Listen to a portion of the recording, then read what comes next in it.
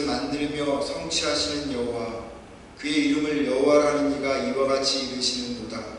너는 내게 부르짖으라. 내가 내게 응답하겠고 내가 알지 못하는 크고 은밀한 일을 내게 보이리라. 사랑이 많으신 아버지 하나님, 당신은 일을 행하시고 그것을 만들고 성취하시는 전능하신 하나님이십니다. 하나님, 오늘도 그 주님을 찬양하고 예배하고자 하나님 앞에 모인 저희들 한 사람 한 사람 가운데 함께하여 주셔서 그들이 하나님 앞에 예배드리는 순간, 또한 하나님 가지고 있는 기도 제목을 주님 앞에 드리는 그 모든 순간순간에 역사하셔서 전능하신 하나님을 경험하는 복된 예배가 되게 하여 주옵소서. 오늘 하나님 앞에 참여하지 못한 당신의 자녀들도 함께하여 주시옵소서. 예수님의 이름으로 기도드립니다. 아멘. 우리 다같이 일어나셔서 찬송가 3장 보시겠습니다.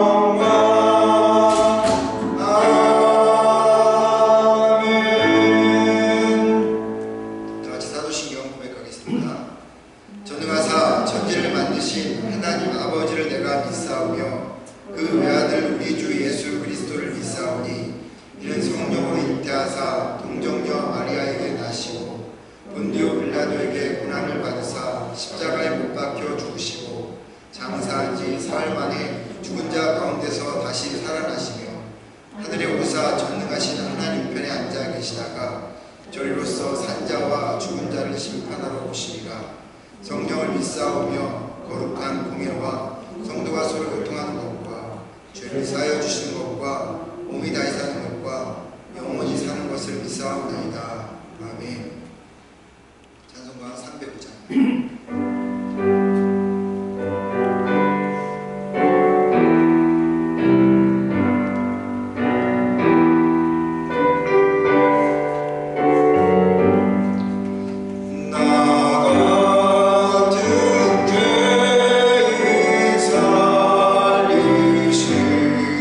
주내 오라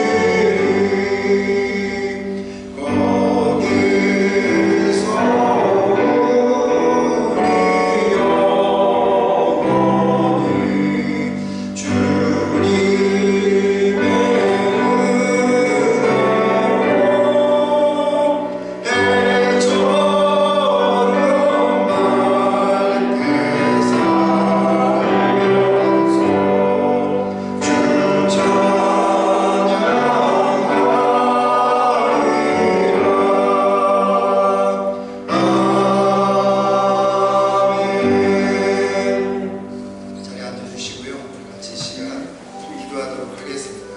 하나님께서 우리를 하나님 성전에 불러주셨는데 한 주간 돌아보면서 여러분 각자 기도 제목이 있는 줄 압니다. 가정을 위해서, 여러분의 또 사업을 위해서, 또 주변에 있는 사람들을, 또 우리 교회를 좀 생각하시면서 또 아픈 분들, 또 영적으로 어려움을 겪는 분들, 그리고 지금 코비드19로 인해서 겪고 있는 어려움과 나타나는 여러 가지 일들, 그런 것들을 좀 돌아보면서 하나님, 우리가 이 시간 같이 한 마음으로 하나님 앞에 기도합니다. 초대교회가 한 곳에 모여서 한 목소리로 주님 앞에 기도했을 때 하나님 그 터가 진동하며 기적의 역사가 일어났던 것처럼 이 시간 같이 기도할 때 하나님 기적의 역사가, 은혜의 역사가 이루어지게 해달라고 한번 같이 기도하도록 하겠습니다. 사랑이 많으신 아버지 하나님, 오늘도 주님 앞에 모여 예배합니다. 우리의 예배를 주님께서 기쁘게 받아주시옵소서. 한 주간 동안 우리가 살아왔던 시간들을 이 시간 주님 앞에 드려놓습니다. 하나님, 혹여나 우리가 지금 병증이 있다면 이 시간 주님의 십자가를 못 받게 하여 주시고 한 주의 보혈로 덮어주셔서 다시 한번 정결케 되게 하시고 거룩하게 되게 하여 주옵소서. 주님, 오늘도 주님이 주시는 말씀을 붙잡겠습니다. 그 말씀은 우리에게 힘이 되게 하시고 우리가 이겨나가는 원동력이 되어지도록 주여 도와주옵소서. 마지막 때를 살아가는 저희들, 사단마귀가 우리를 우는 사자와 같이 참고 또한 아버지 공격합니다. 영적인 전투를 쌓아가는 저희들이 되게 하여 주시옵고 하나님 믿음의 방패, 그의 흉배를 붙이게 하시고 성령의 몸을 들게 하시고 하나님의 제물로 메시를 신고 나가는 두 쓰는 저희들 되게 하셔서 아버지 하나님의 참으로 사단의 불화살을 능히 막아내고 이해하는 저희들이 되게 하셔서 이 마지막 때 믿음의 선한 경주를 하는 자들이 되게 하옵소서. 사랑이 많으신 아버지 하나님, 우리 각자에게 기도의 제목들이 있습니다. 가정의 기도의 제목들이 있습니다. 남편과 아내를 위해서, 자녀들을 위해서 기도하는 제목들이 있습니다. 하나님의 사업을 위해서 기도하는 제목들이 있습니다. 주여 바로 나오기는 주님, 저들의 간절함의 기도를 주님 응답하여 주시옵소서. 하나님께서 역사하여 주시옵소서. 하나님의 참으로 소원하고 바라는 그 위에 하나님께서 불로 역사하셔서 살아계신 하나님을 하나님 경험하는 놀라운 시간 되어지도록 은혜를 베풀어 주시옵소서. 우리가 하나님 앞에 나갈 것을 주저하지 않게 하옵소서. 머뭇거리지 않게 하여 주시옵소서. 하나님의 은혜 안에서 풍성하게 주님을 경험하는 저희들을 되게 하시고 이 시간 예배 드릴 때, 이 시간 하나님 앞에 찬양할 때, 이 시간 기도할 때 하나님의 참으로 주님 불로 역사해 주셔서 각 가정에 또한 각 아버지 하나님이 하나님 앞에 기도하는 제목 위에 하나님께서 불로 태워 주셔서 우리의 긍정들을 다 사라지게 하시고 하나님의 은혜만이, 하나님의 역사하심만이, 하나님의 긍휼과 자비만이 하나님 넘치는 귀한 시간이 되어지게 도와주시옵소서. 하나님, 우리 각자에게 간절한 기도의 제목들이 있습니다. 육체의 건강을 위해서 기도하는 제목들이 있고 영적인 아버지 하나님 어려움을 위해서 하나님 또한 기도하는 아버지 제목들이 있습니다. 우리 주변의 아버지 하나님 어려움 속에 있는 이들을 위해서 기도하는 일들이 있습니다. 하나님의 참 우리의 기도를 들어온답하여 주시옵소서. 주님, 어느 때까지입니까? 하나님의 참 우리가 주님 하나님의 군대를 향해서 기도하고 지금까지 달려왔사오니 하나님께서 하늘을 열어 주셔서 하나님 그 모든 것들을 채워주시고 하나님 응답하여 주시고 하나님께서 이 예배를 통해서 아버지 이루어 주시옵소서. 하나님 이 교회를 축복하여 주옵소서. 하나님 22년 전에 이 땅 가운데 세워주셔서 하나님의 교회로서 성장해 가게 하여 주시고 하나님 나라가 이 땅 가운데서 하나님의 참으로 이 교회를 통해서 나타나도록 주여 붙잡아 주시옵소서. 오늘도 이 예배를 주님 축복하시고 함께해 주옵소서. 사랑이 많으신 아버지 하나님, 주님께 부르짖으면 주님께서 은밀한 일을, 크고 놀라운 일을 하나님 보여주신다고 하셨습니다. 나를 찾는 자가 나를 만날 것이라고 이야기했습니다. 주님, 오늘 이 시간 주님 앞에 우리가 전심을 다하여 기도하였던, 우리의 마음을 다하여 기도하였던, 우리의 소원을 주님 앞에 올려드렸던 이 기도의 제목들을 주께서 기쁘게 받아주시고 또 훈명하여 주신 줄 믿습니다. 주여 바라옵고 원하옵기는 한 사람 한 사람 주님 앞에 기도한 모든 제목들이 하나님 응답되어지고 또한 믿음으로 우리가 취하는 저희들 되게 하여 주옵소서. 우리 교회를 주님 붙잡아 주시옵고 각 가정을 붙잡아 주시오며 하나님 참으로 영적으로나 육적으로 고통당하는 자들을 위해 함께 하셔서 그들의 아버지 하나님 아픈 부분들을 치유하여 주시옵소서. 오늘도 주님 앞에 하나님 말씀을 들고 또한 아버지 붙잡고 하나님 앞에 나가겠사오니 하나님의 참으로 주님께서 말씀하실 때 주님 제가 여기 있습니다 말씀하여 주시옵소서. 종이 듣겠습니다 하나님 고백하며 그 말씀을 받는 놀라운 시간 되게 하여 주시옵소서. 예수님의 이름으로 기도드립니다. 아멘. 교회 소식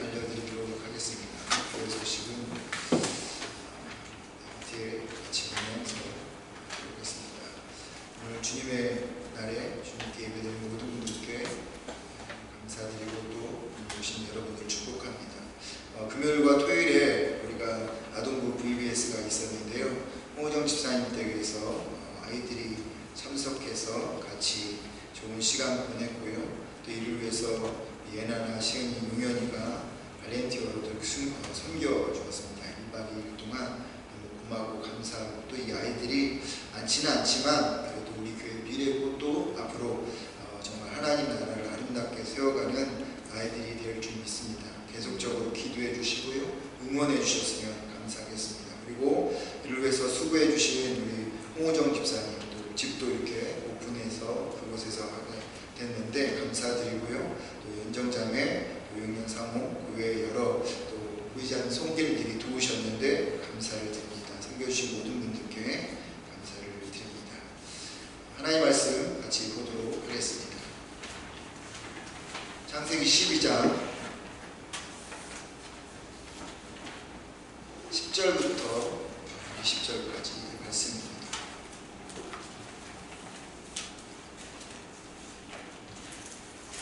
창세기 12장 10절부터 20절까지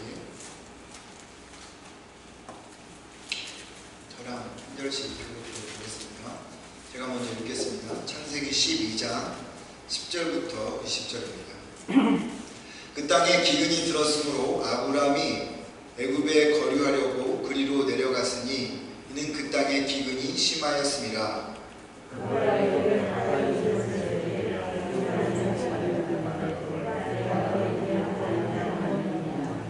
애굽 사람이 그대를 볼 때 이르기를 이는 그의 아내라 하여 나는 죽이고 그대는 살리리니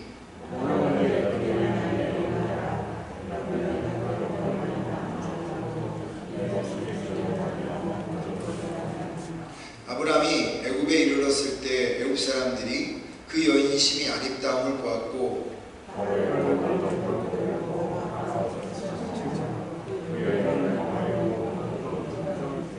이에 바로가 그로 말미암아 아브람을 후대함으로 아브람이 양과 소와 노비와 암수 나귀와 낙타를 얻었더라.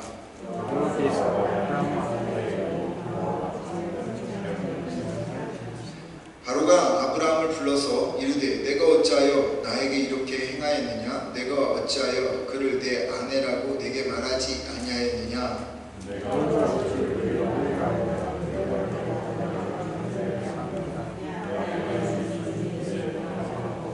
10절 같이 읽겠습니다. 바로가 사람들에게 그의 일을 명하매 그들이 그와 함께 그의 아내와 그의 모든 소유를 보내었더라. 아멘.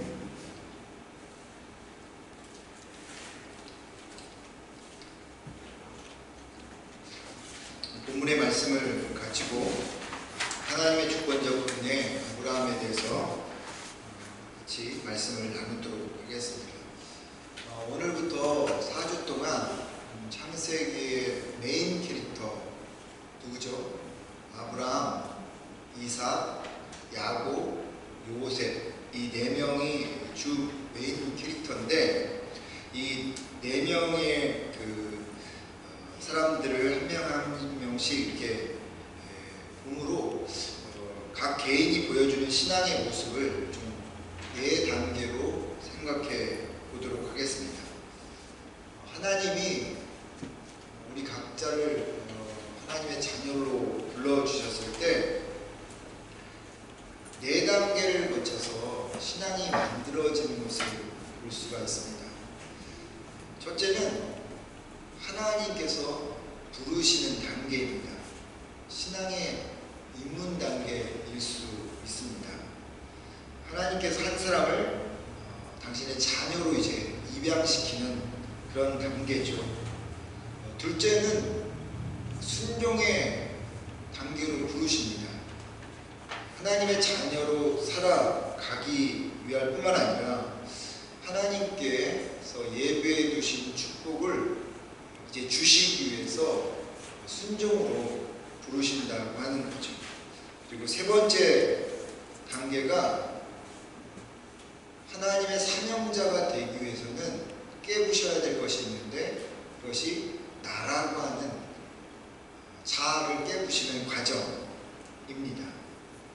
그리고 마지막 단계는 비로소 이제 사명자로 부르는 단계 이렇게 하나님의 자녀로 부르시고 2단계로 순종으로 부르시고 3단계로 자아를 깨뜨리시고 4단계로 사명자를 만들어 가시는데 이 네 단계가 우리 신앙인이 거쳐야 될 단계인데 이 모습이 누구에게서 나오냐면 아브라함과 이삭과 야곱과 요셉이라는 사람을 통해서 나타난다고 하는 것입니다.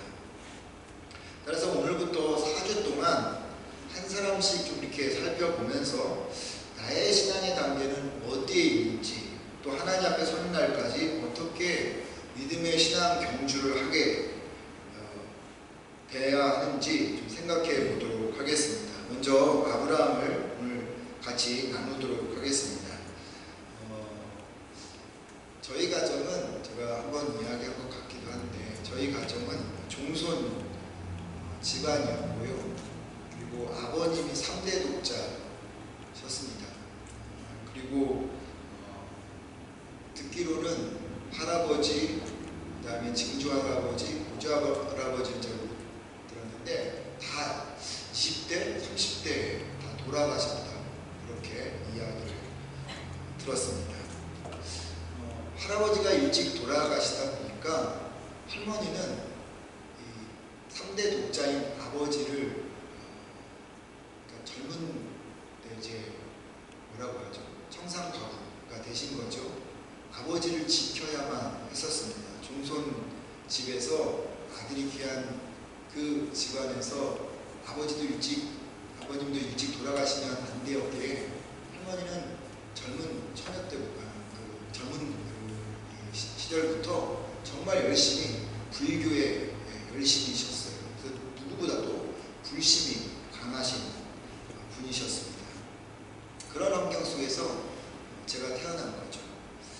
그런 할머니의 불심, 이러한 그 흐름이 가족 안에 가득 채워져 있었기 때문에 교회 근처에 가볼 수가 없었던 그런 시절이었습니다. 하지만 제가 넷째거든요. 저희 어머니가 성공하셔서 아들만 5을 낳았는데 제가 넷째이다 보니까 장남이 아니잖아요. 종손에 장남이 아니니까 좀 여유가 생기게 되었고 그 빈틈을 타서 제가 교회를 다니기 시작을 했습니다. 그리고 하나님을 만나고 그리고 이제 하나님의 종이 되어서 지금까지 오게 된 것이죠. 할머니가 돌아가기 전에 제가 강원도에서 목회할 때 오셔서 같이 지내시면서 복음을 영접하기도 하고 그러시다가 이제 돌아가셨는데 할머니가 한번 그런 이야기를 하시더라고요. 그렇게 저희 가정이 어려운 상황 속에서 아들이 5 태어나다 보니까 할머니가 너무 좋아서 이 아이들도 잘못하면 빨리 갈 수 있으니까 정말 열심히 이제 기도해야 되겠다. 그래서 절에 가서 할머니가 다니는 절에 가서 열심히 공양을 하기도 하고 많이 다니시다가 스님한테 부탁을 했대요. 우리 손자가 5명인데 기도를 좀 시간 될 때마다 불공을 드릴 때마다 우리 이 5 아들, 그러니까 손자들을 위해서 좀 불공을 드려달라. 그리고 이제 뭐 이렇게 시주를 하셨겠죠. 그래서 5명의 아들의 이름을 붙여놓고 이 스님이 열심히 기도했는데 어느 날 이 스님이 할머니를 부르시면서 둘째와 넷째가 기도가 안 된다는 거죠. 이 둘째와 넷째가 기도가 안 되는데 뭐 다인신을 섬기는 것 같다라고 이야기를 하더랍니다. 그 나중에 할머니가 저한테 이야기한 말이에요. 근데 놀랍게 제가 생각하는 그 스님은 되게 영험했던 스님이셨던 것 같아요. 네. 그때 둘째였던 저희 둘째 형님과 그리고 제가 교회를 다니고 있었습니다. 그래서 그 이후에 둘째와 그래도 둘째까지는 제 좀 그랬는지 둘째 형님은 좀 나름대로 핍박을 좀 받았고 저는 넷째여서 많이 이렇게 비껴갔었습니다. 근데 그 절에서 그 명패를 둘째와 넷째를 이렇게 띄었다고 합니다. 그런 상황 속에서 저희가 신앙 생활을 하게 되었고 그리고 어려운 가운데서도 제가 하나님을 만나고 목회자가 되어서 이렇게 지금까지 온 이 자리에서 모든 과정은 정말 하나님의 이런 섭리와 은혜다라고 생각할 수밖에 없는 거죠. 신앙생활하는 모든 사람들은 꼭 거쳐야 될 단계가 있는데 그게 하나님의 부르심입니다. 집으로 들어가기 위해서는 현관문을 열고 들어가야지 않습니까? 마찬가지로 우리가 하나님의 자녀가 되어지고 하나님과 동행하기 위해서 가장 반드시 통과해야 될 것이 뭐냐? 하나님의 부르심이라는 거죠. 예를 들어서 바울이 다메섹 도상에서 하나님을 비로소 만나고 나서 하나님의 사도가 되어 그 일을 감당했던 것처럼 여러분들이 이 자리에 오늘 예배를 드리는 자리에 예배를 드리고 같이 앉아 있다고 하는 것은 하나님께서 부르셨기에 이 자리에 앉아 있을 수 있다라고 하는 것입니다. 부르지 않으면요 이 자리에 있을 수가 없어요. 있다가도 오래 못 버티고 다시 예전의 모습으로 돌아가게 되어지는 겁니다. 여러 동기와 계기로 이 자리에 앉아 계시겠지만 여기에 있는 모든 분들의 한 가지의 공통점은 하나님께서 여러분들을 부르셨다는 거죠. 그리고 부르셔서 이 자리에 앉아 있게 하셨다라고 하는 겁니다. 이런 모습을 보여주는 모델이 누구냐? 아브라함이라고 하는 겁니다. 여러분, 이삭과 야곱과 요셉은 모태신앙이었어요. 아버지 아브라함이 하나님을 섬긴 이후로부터 태어난 그런 자녀들이었기 때문에 모태신앙입니다. 그리고 나름대로 부모님의 영향을 받았기 때문에 문제가 있는 사람들이랄지라도 그들은 하나님의 신앙에서 크게 벗어나지 않았습니다. 그런데 아브라함은 처음 하나님을 섬기던 사람이잖아요. 여러분 혹시 여기 1세대 계신가요? 많은 분들이 그렇게 1세대로 있을 수 있는데 여러분 신앙 1세대는요 맨 땅에 헤딩해야 되는 사람들입니다. 그래서 프론티어 정신이 투철한 사람들이에요. 저같이 그렇게 이렇게 피해서 교회를 다닌다든지 또 부모님들의 그러한 눈을 피해서 교회를 다니는 그런 일들이 있어야지만 교회를 다닐 수 있기 때문에 첫 번째 신앙생활하는 사람들은 늘 프론티어 정신이 있게 마련입니다. 오래전에 어떤 권사님이 모교의 권사님이 저한테 그런 이야기를 하시더라고요. 그땐 전도사였으니까 김 전사님 나중에 목회자가 돼야 될 텐데 목회자가 되기 위해서는 부모님의 기도가 무척 필요한데 라고 이야기를 말끝을 흐리면서 이야기를 하셨습니다. 그 당시 때 저희 장인 지금 이제 장로님 은퇴하셔가고 계시지만 각 교회를 다니셨던 때였고요. 저희 부모님은 당연히 저만 교회를 다니고 있던 때였기 때문에 그리고 신학교를 간 것도 제 의지로 갔기 때문에 부모님이 교회를 다니지 않았어요. 그때는 그러한 말이 어떤 의미인지는 몰랐는데 제가 목회를 시작하고 오랜 동안 목회를 해오면서 그 말이 무슨 이야기인지를 알게 되더라고요. 정말 신앙을 먼저 가진 사람, 첫 번째로 가진 사람들이 겪는 어려움이라는 게 말로 말을 할 수 없을 정도로 늘 어려움이 있었다고 하는 겁니다. 그런 상황, 환경, 그것이 아브라함의 모습이었다는 거죠. 그리고 갈대아 우르에서 하나님께서 아브라함을 불러내기 전에 그의 가정 형편을 보면 아버지 데라는요 그 갈대아 우르에서 우상을 섬기던 사람이었습니다.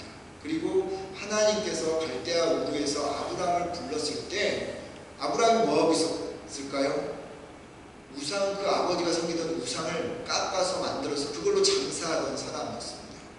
그러니까 우상과 깊이 연관되어 있었던 사람이 아브라함이라는 거죠. 근데 이 아브라함은 앞에 11장에 보면 셈 계열, 노아의 아들 중에 셈 계열의 사람이죠. 나중에 기회가 되면 더 이야기를 드리겠지만 하나님의 구속사는 이 셈 계열을 통해서 흘러갔거든요.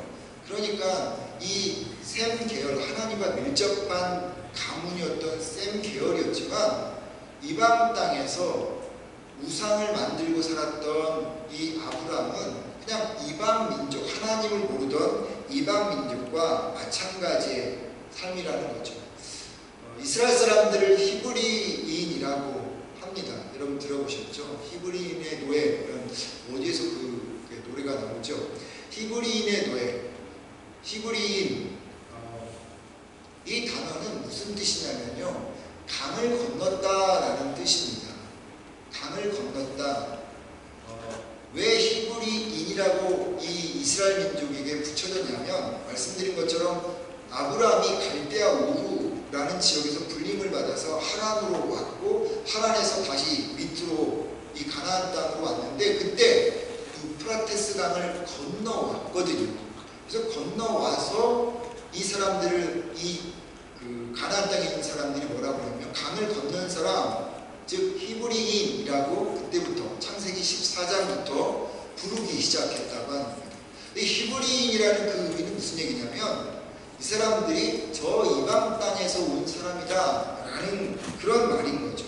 그러니까 이스라엘 민족은요, 처음부터 창세기 1장부터 하나님 딱 선택해서 부른 그런 민족이 아니에요. 아브라함도 전혀 저같이 불교 집안에서 그냥 맨 땅에 헤딩한 그런 상황이었다고 하는 겁니다. 비록 셈 계열의 사람이었지만 아브라함은 우상을 섬긴 이방 민족과 다를 바 없었던 사람이었습니다. 그런 이 아브라함이 이스라엘 민족의 시조가 되었고 믿음의 조상이 된 겁니다. 즉 신앙의 뜰로 들어와서 현관문을 열고 이제 그 믿음의 길을 가게 되어진 이야기, 그것이 창세기 12장에서부터 시작되었는데, 이처럼 아브라함도 믿음을 시작할 때 하나님께서 부르셨기에 시작했다라고 하는 겁니다.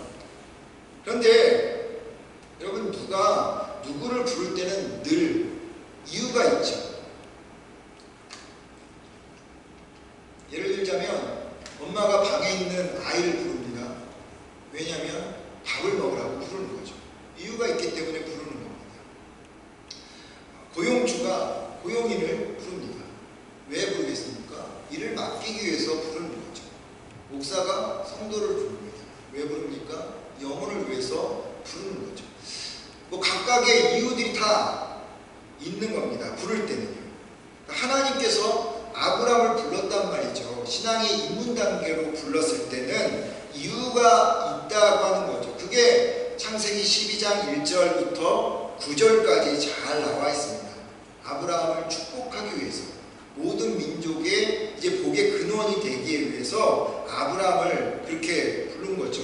사람들은 자기의 유익을 위해서 부르지만 하나님은 아브라함에게 축복하기 위해서 불렀다고 하는 거죠. 그래서 아브라함은 우리가 잘 아는 것처럼 모든 복의 근원, 그리고 이스라엘 민족의 시주가 되는 축복을 누리게 된 것이죠.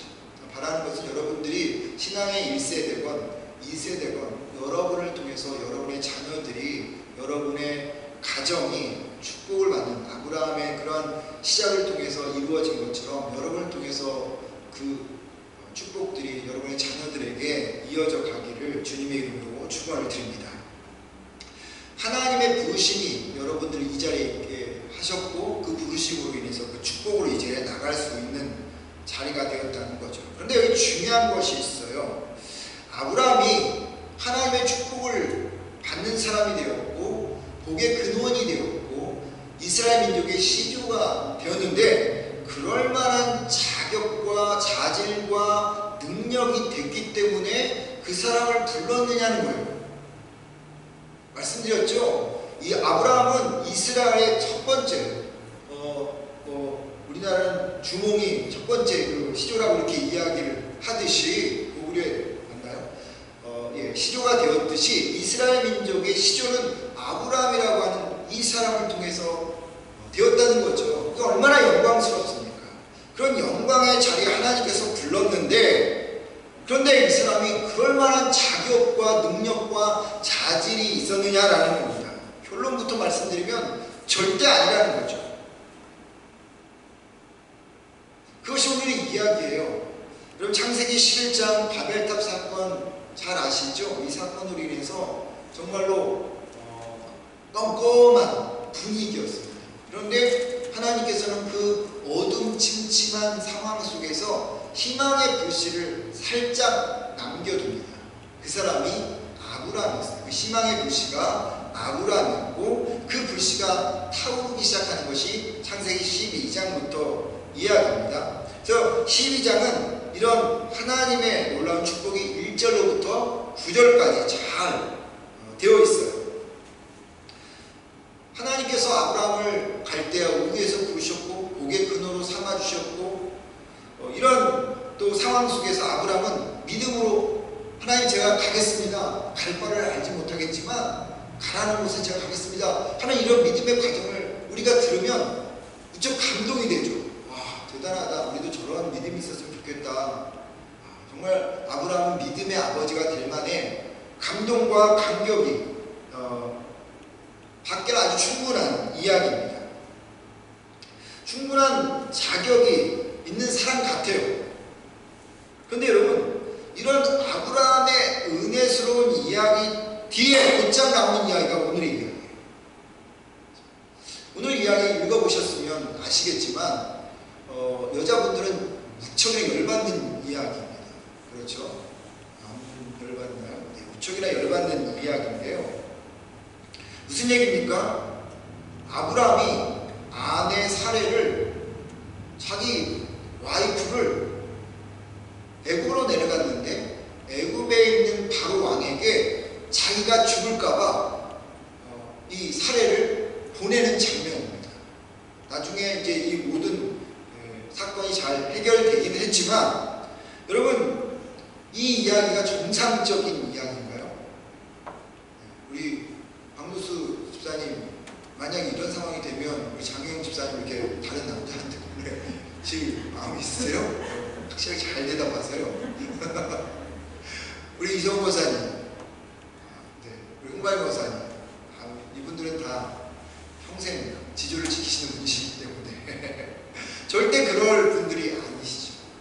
이 아브라함이요, 자기 아내 사레를 바로에게 보냈어요. 더군다나 이때 나이 사레가 거의 65세, 70세가 되었어요. 나이가 많은 상태란 말이죠. 아주 꽃과 같이 아름다웠나 봐요, 사례가. 그런데 자기가 잘못하면 죽을 수 있을 것 같아서 아브라함이 이 사례를 바로 왕에게 보냈다라고 하는 겁니다. 여러분, 아브라함의 1절부터 9절까지 정말 감동스럽고 정말 믿음의 아버지처럼 보였던 이 이야기를 그냥 12장으로 쫙 끝내면 될 텐데 거기에 딱 덧붙여서 이 정신나간 아브라함의 그러한 모습을 10절로부터 20절까지 같이 붙여놓고 있어요. 그러면서 이 창세기 12장은 두 사건으로만 마무리되어집니다. 여러분, 왜 모세가 창세기를 기록했잖아요. 왜 모세가 아브라함의 믿음의 시조인 아브라함의 그런 정말 멋진 모습만 기록하지 않고 왜 뒤에다가 이 정신나간 이 사건을 같이 붙여놨을까요? 그것이 오늘 여러분 우리가 생각해야 될 부분이다라고 하는 겁니다. 분명히 아브라함은 정신나간 사람이었습니다. 아무리 자기 목숨이 중요할지라도 그런 상황이 되었을 때 아내를 보낸다라고 하는 것은 여러분 이건 있을 수도 없는 일입니다. 세상도 이런 일을 하지 않는다는 거죠. 만약에 이런 일을 행하면 그 사람은 그 순간 즉시 사망이죠. 무덤으로 들어가야 되는 겁니다.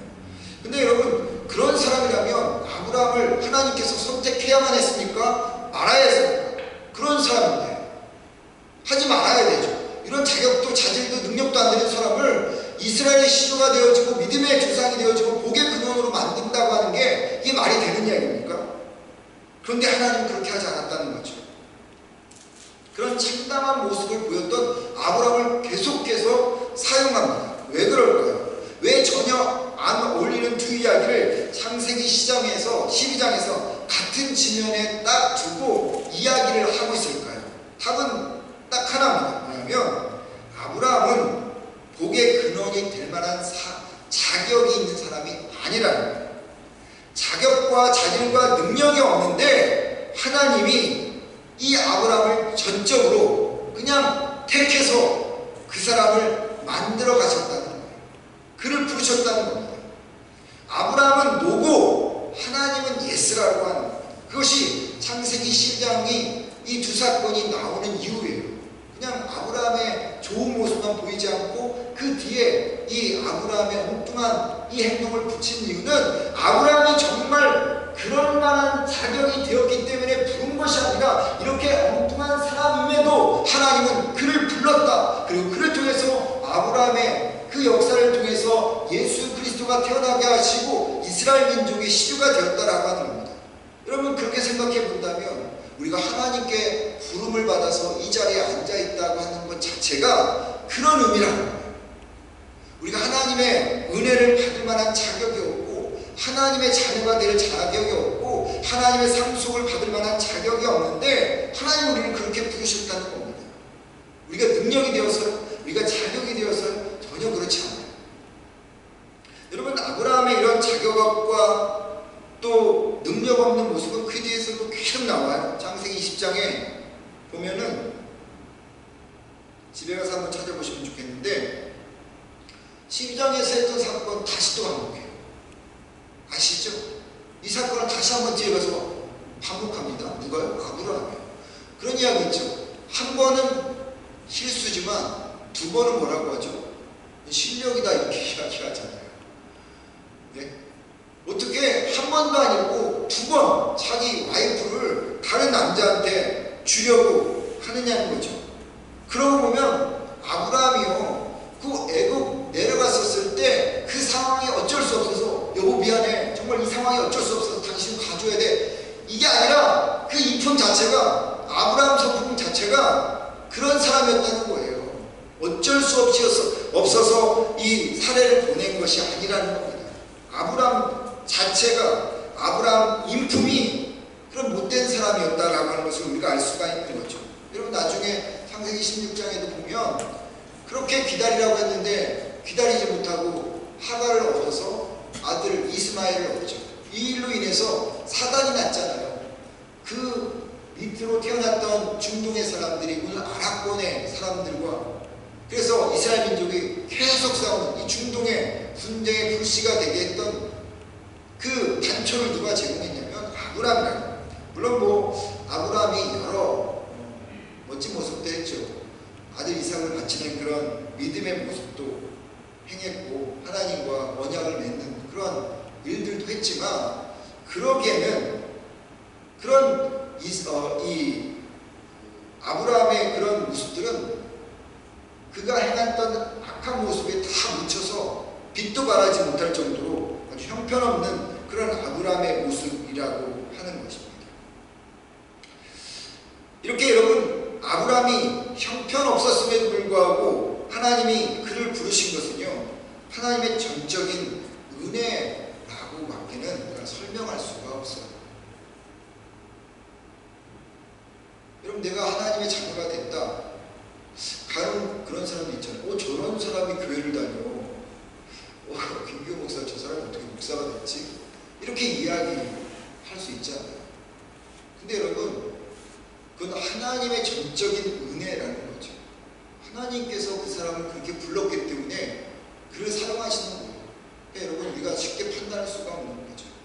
하나님께서 그 일을 우리가 그랬다고 뭐 제가 자격이 되어서 능력이 되어서 목사가 되어서 이 자리에 선 것이 절대 아니라고 하는 겁니다.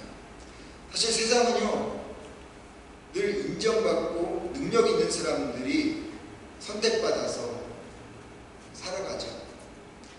제가 일하고 있는 그 회사에서 스테이션이 있어요. 제가 일하는 스테이션이 있는데 한 10사람 정도가 일하는데 거기에 한 20대 정확하게 나이는 모르겠는데 많아봤자 한 25 정도 되는 캐네디언 남자애가 나와요. 나와서 일을 하는데 이 회사는 최소 40시간을 주 일을 해야 되거든요.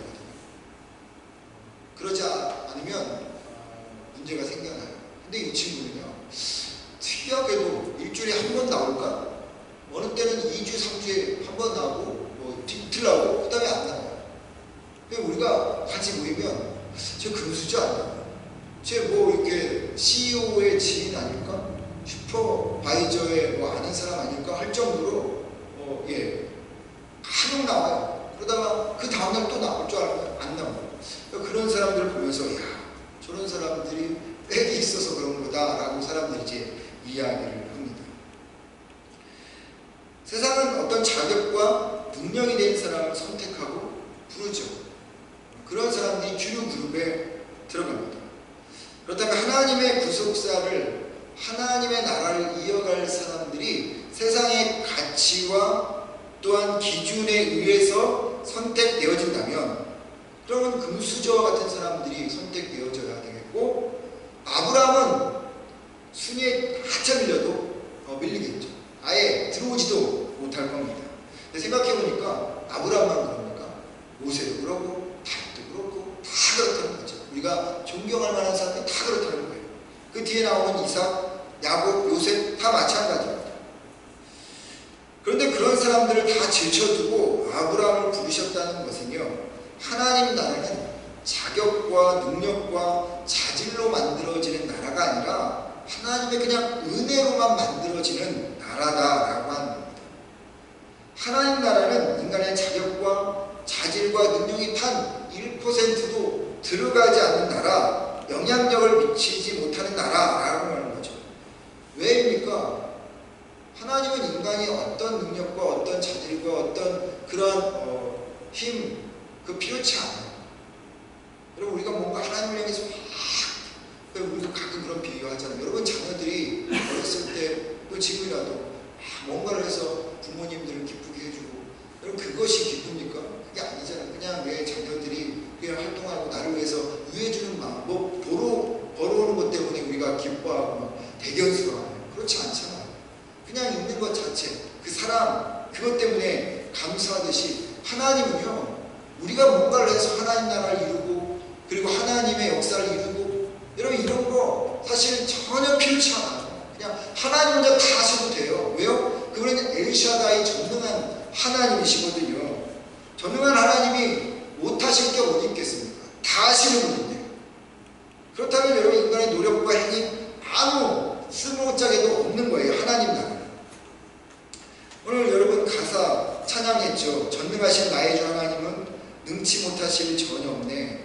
우리의 모든 강구, 우리의 모든 생각도, 우리의 모든 꿈과 모든 소망도, 신실하신 나의 주 하나님은 우리의 모든 괴로움 바꿀 수 있네. 불가능한 일을 행하시고 죽은 자를 일으키시다니 그를 이길 자 아무도 없네. 주의 말씀 의지하여 깊은 곳에 금을 던져 오늘 그가 놀라운 일을 이루시는 것을 보라. 주의 말씀 의지하여 믿음으로 금을 던져 믿는 자에게 능치 못한 겁니다. 어떻게 우리의 괴로움을 바꾸시고 불가능한 일을 행하시고 죽은 자를 일으키실 수 있겠습니까? 엘샤다이 전능하신 하나님이시기 때문입니다.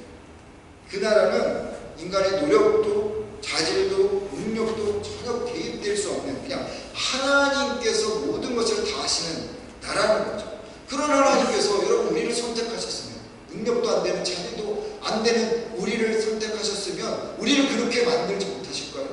그렇게 해서 우리를 하나님의 역사를 이루시지 못하실까요? 여러분, 말씀드린 것처럼 우리가 이 자리에 앉아있다는 것 자체가 바로 그런 의미라는 거예요.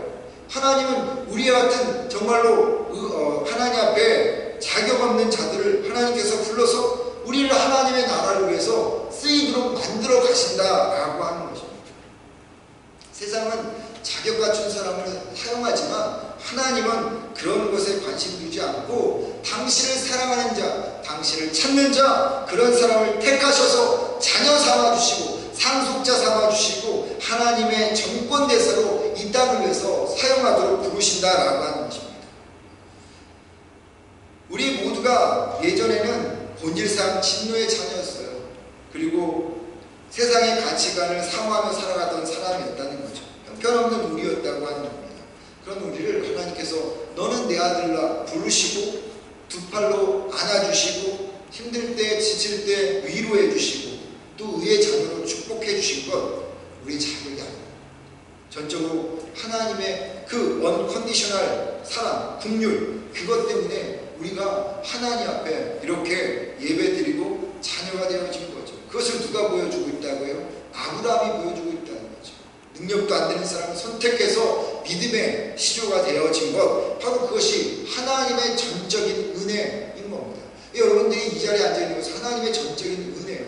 나 같은 사람이 어떻게 하나님 앞에 예배드릴 수 있고 하나님의 자녀가 될 수 있느냐? 나는 알 수 없죠. 그러나 하나님께서 우리를 선택해서 모든 것을 할 수 있는 그런 우리가 되어진 겁니다. 그렇기 때문에 우리가 하나님의 능력을 믿으면 우리 역시도 하나님과 같은 놀라운 일을 요한복음에서는 그렇게 이야기하잖아요. 예수님보다 더 큰 일을 할 수 있는 사람이 누구라고요? 우리라고 하는 것입니다. 왜요? 전능하신 하나님의 모든 것들을 이제 상속받아서 가지고 사는 사람들, 그럴 만한 자격도 없는데 바로 그것이 하나님께서 우리에게 주신 바로 긍휼과 은혜라고 하는 거죠.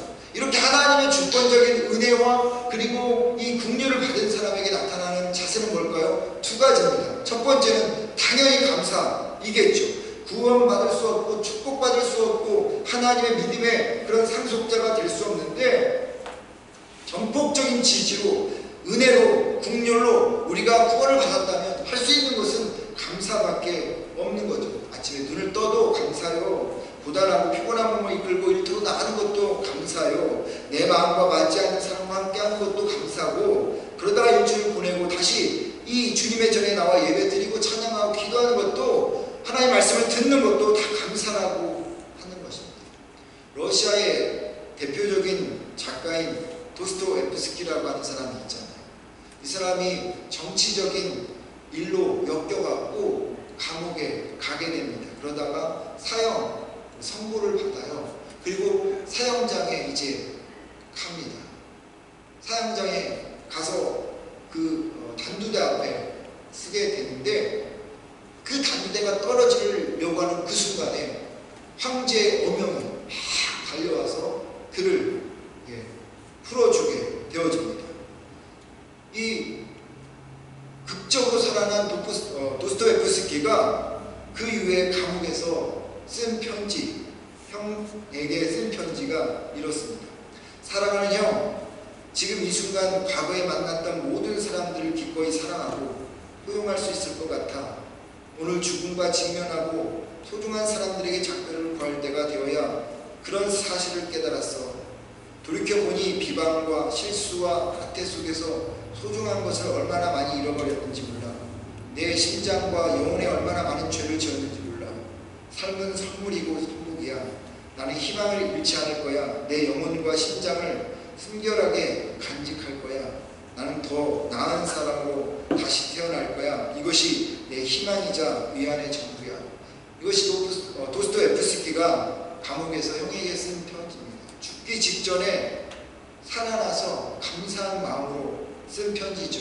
이 편지를 쓰고 나서 1년 정도 더 감옥에 있었는데, 이때 쓴 여러분 소설이 까르마조프의 형제들입니다.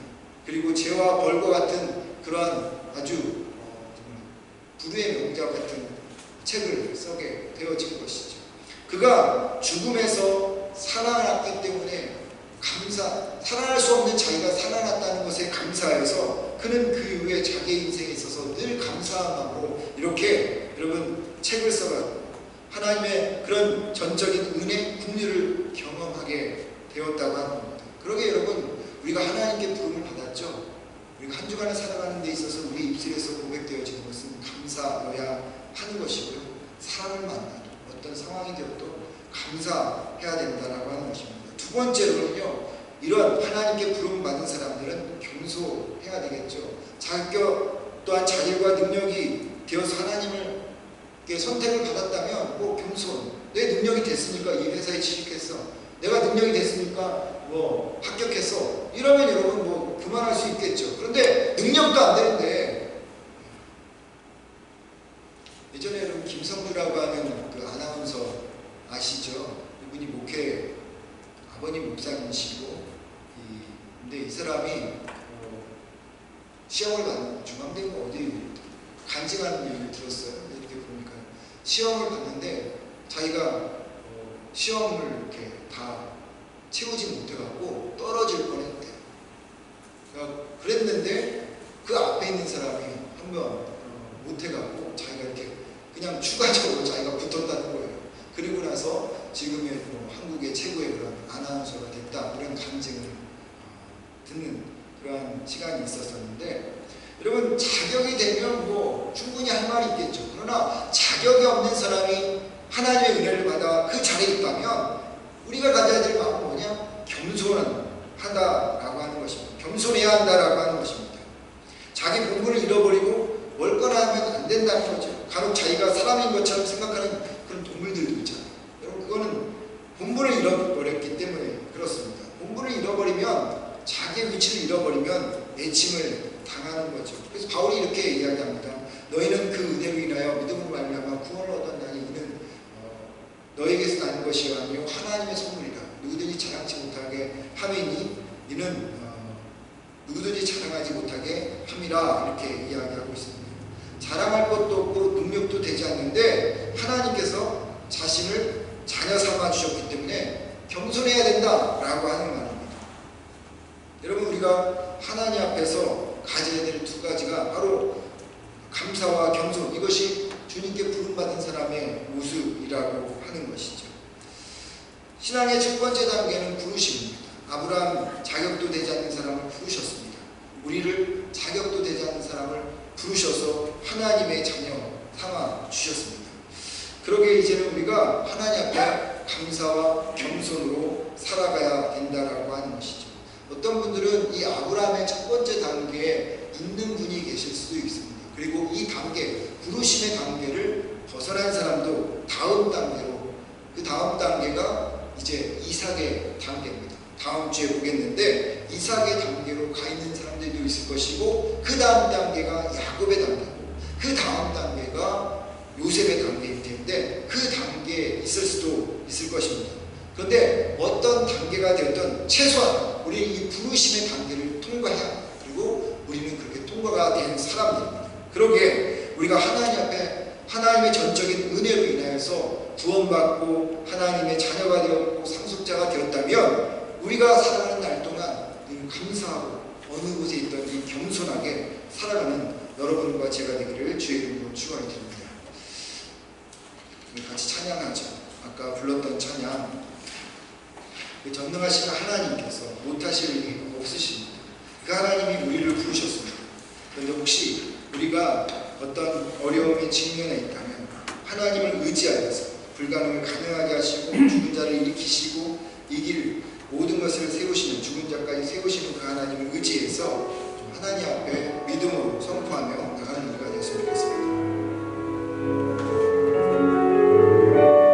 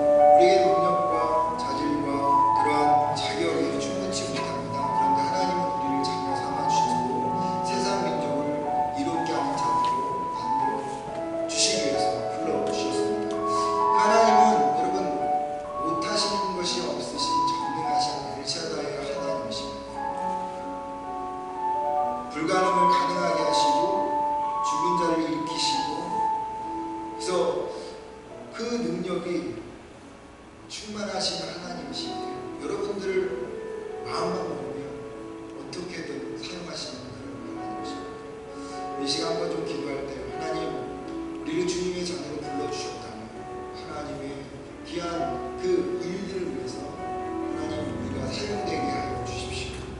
하나님 전능하신 하나님, 당신께서 불가능을 가능케 하시는 하나님이신데 내가 가지고 있는 이 문제 역시도 해결하시는 하나님이십니다.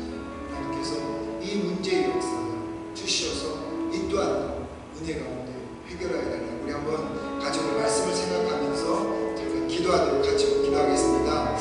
엘샤다이 전능하신 하나님께서 하나님 불가능을 가능하게 하시는 주님이심을 믿습니다. 죽은 자를 일으키시는 나사로를 살리시면서 하나님의 영광을 드러내셨던 것처럼 주님, 오늘 주님께서 우리를 그렇게 사용하셔서 하나님 나라를 이루어 가시고 하나님의 역사를 이루어 가여 주시옵소서. 하나님 아브라함을 그 자격 없는 아브라함을 불러서 하나님의 역사를 이루어 주신 것처럼 우리 역시 주님께서 불러주셨습니다.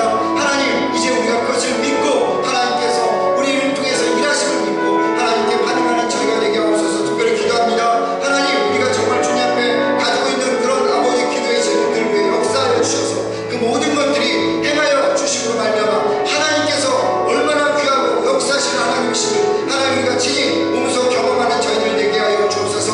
바라고 나오기는 이 한 주간 동안 우리가 주님을 향해서 부르짖는 모든 기도들 가운데 하나님 응답하여 주옵소서. 이를 행하시는 여호와 그것을 만들고 성취하시는 여호와 그 하나님께서 하나님 우리 가정을 지켜주시고 하나님 우리 관계를 지켜주시고 우리 교회를 지켜주시오며 우리의 간절한 기도에 역사하여 주시옵소서. 그렇게 하실 주님 찬양하고 예수님의 이름으로 기도드립니다. 아멘. 찬송가 304장.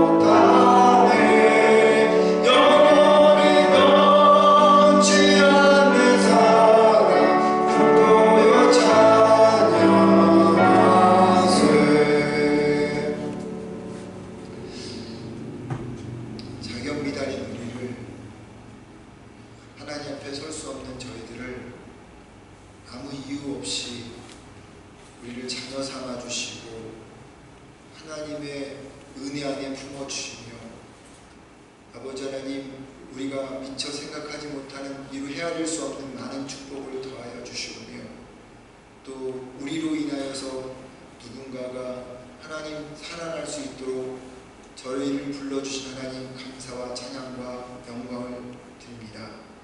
아버지 하나님 우리의 자격 없는 모습들 우리의 부족한 모습들 하나님께서 다 뒤로 감춰주시고 이제는 하나님이 우리를 입양하여 주셔서 아들 삼아 주심으로 세상 그 어떤 것도 우리를 아버지 하나님 넘어뜨리지 못하는 그런 아버지 하나님 기둥과 같은 존재로 삼아 주셨습니다.